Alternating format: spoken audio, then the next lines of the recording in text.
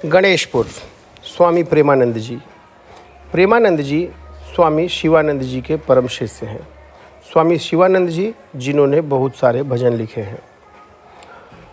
प्रेमानंद जी उम्र 90 के आसपास, गेरुए रंग का वस्त्र पहनते हैं, पेट कुछ अधिक निकल गया है जिसे गमछे से बांध कर रखते हैं। शरीर मोटा किंतु चेहरे पर तेज और अजीब सा आकर्षण, आवाज़ भारी, हंसते हैं तो बच्चे से निश्चलता और ताजगी चेहरे पर फैल जाती है। स्वभाव भी बच्चे की तरह है। आसपास के बच्चों के बीच लोकप्रिय, देश में योग वाशिष्ठ के एकमात्र बचे रह गए अध्येता। मैं पहुंचा और जब उन्हें पता चला कि गंगा यात्रा पर हूं तो मुझे बुला लिया और अपने बगल में बिठा लिया। उस समय आश्रम की कमेटी के तीनों के लोगों के साथ थे और कुछ ज़रूरी बातों पर विमर्श चल रहा था। कहीं किसी गांव में कुछ स्वयंसेवी औरतों के रोजगार के लिए सिलाई मशीन भिजवाना था। कौन ले जाएगा, कैसे ले जाएगा, बात तय हो गई। आश्रम में नए खुले अस्पताल के लिए किसी नए कर्मचारी की नियुक्ति करनी थी। मैं देख रहा था कि किस तरह सतर्कता और नैतिकता के साथ वे एक एक चीज़ पर गौर करते हुए सारे मामले निपटा रहे थे। जब इन सब से निपटे तो कहा, योगी को बुलाइए। एक आदमी बाहर गया तो वे मेरी ओर मुड़े। ये आखिरी है, वो ऊब तो नहीं रहे हैं? नहीं।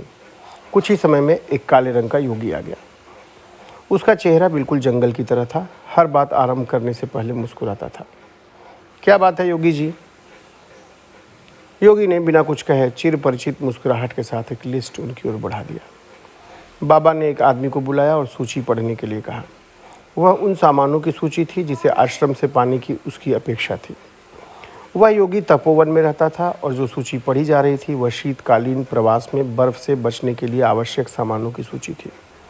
मुझे अच्छा लगा कि बाबा इस तरह के लोगों की भी मदद करते हैं।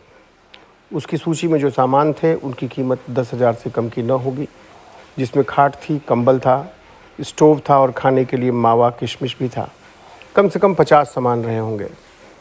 पढ़ने वाले लड़के को उसके टेढ़े मेढ़े अक्षर समझ में न आते तो पहला अक्षर आते ही वह बता देता कि किरासन है, जैसे अपनी सूची याद हो उसे। जब लड़का सामान की सूची का उच्चारण करता तो वह मुस्कुराकर उसकी उपयोगिता के प्रमाण में कुछ तर्क दे देता।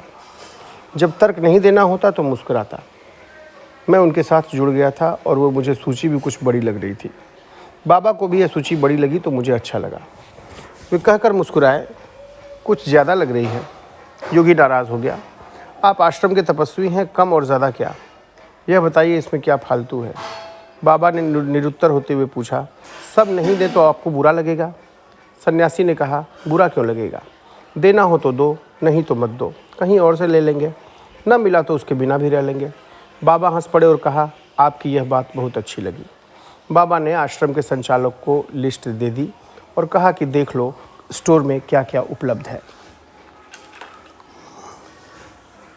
जो नहीं है उसके बारे में मुझे बताना, मैं इंतज़ाम करूँगा। हाथ जोड़कर नमस्कार किया और कहा, योगी जी आप अपने कमरे में जाइए, मुझे इनसे कुछ बात करनी है। योगी जी कल शाम को आए थे। बाबा से बात करने का वक्त अब मिला था। मैंने अपनी यात्रा और जिज्ञासा के बारे में बताया। सभ्यता के संघर्ष को लेकर जो सवाल थे वे चुपचाप भावहीन होकर सुनते रहे। जब मुझे अपेक्षा थी कि वे कुछ कहेंगे, वे एकाएक उठकर खड़े हुए और कहा, आज रात आश्रम में रुकिए।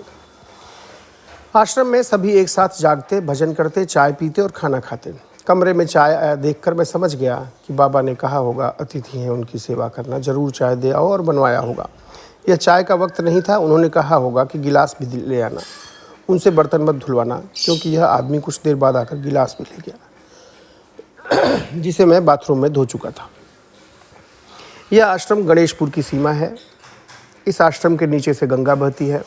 आगे एक सरकारी संस्थान भी है। अगल बगल एक आध सन्यासी हैं जिनका आश्रम घर में तब्दील हो चुका है। सड़क की ओर गांव दिखता है। गंगा की ओर मतलब उस पार ऊंचे पहाड़ थे। गंगा की धारा के बीच एक चट्टान पर बैठकर चारों ओर फैले प्राकृतिक सौंदर्य का देर तक आनंद लिया।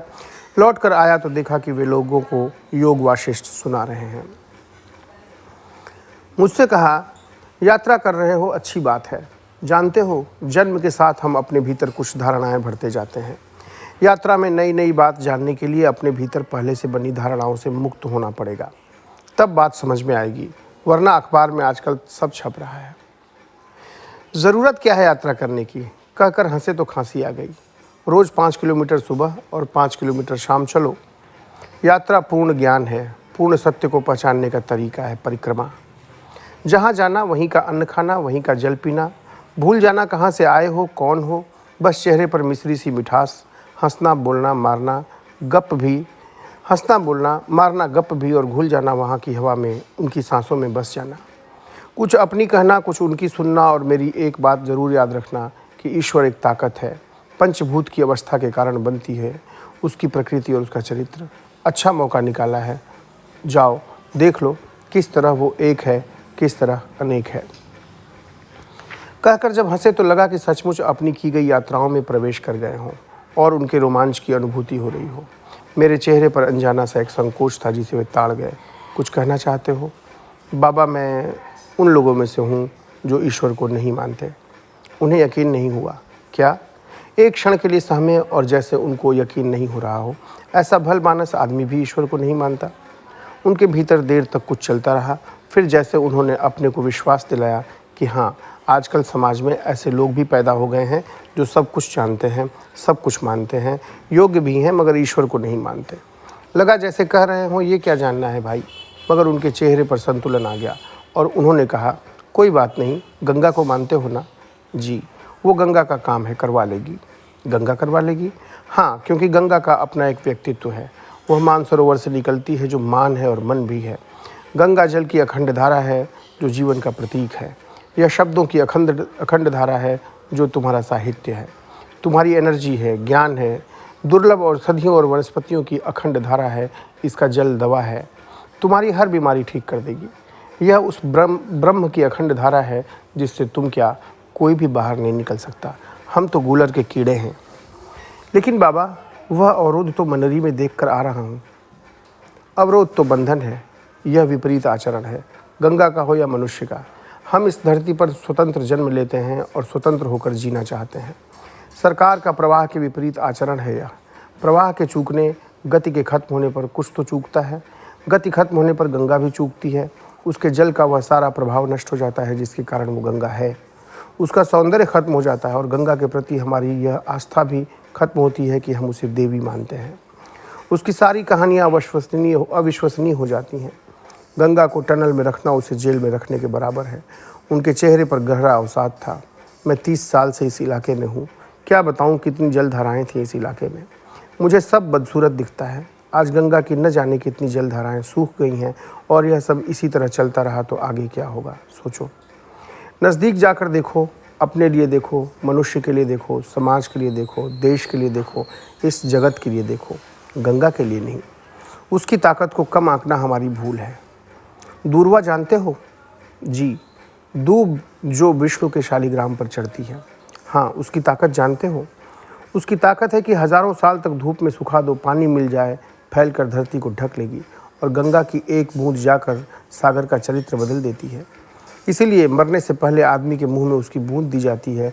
और अगर मेरी बात पर यकीन न हो तो जहाँ जहाँ गंगा जल से बिजली बनाने के संयंत्र लगे हैं वहाँ भी जाना और हो सके तो पूछना कि चातुर्मास में गंगा का पानी अपनी सुरंग में वो क्यों नहीं छोड़ते। कारण मिल जाएंगे। मैं चौंका, गंगा का पानी नहीं छोड़ते चातुर्मास में? चातुर्मास की छोड़ो, परेशान है गंगा के जल से बिजली बनाने वाले। गंगा के जल में हीरे के कण होते हैं। गंगा सबसे उन्नत किस्म के धातु से बने टरबाइन की पत्तियों को काट देती है। बदलते बदलते पसीना पसीना है कंपनियां, पसीना पसीना है सरकार। आगे बढ़ो और देखो, सब समझ में आ जाएगा। कहा ना, यात्रा पूर्ण ज्ञान है। पहली बार मेरी समझ में आया कि किस तरह महाभारत के मैदान में अर्जुन को कृष्ण ने गीता का उपदेश दिया होगा और बाण चलाने पर विवश कर दिया होगा। बाबा ने नई चुनौती सामने रख दी। मन जो भीतर से दुखी और संवेदित था, बाबा की बातों से राहत मिली। राहत नहीं, ताकत मिली। टनल में गंगा परेशान है मगर संघर्ष कर रही है। गंगा की पीड़ा के भीतर के संघर्ष को कैसे देखूं, इस पर मेरा दिमाग काम करने लगा। बाबा ने कहा था कि अवरोध को अपने जीवन में देखो, अपने टनल को देखो और तब गंगा को देखो, पर्दा हट जाएगा। सब कुछ गंगा ने संभाल कर जस का तस कर रखा है। गंगा ही नहीं बंधी है, देश भी बंधा है और हर आदमी भी। गंगा त्रिपथगा है।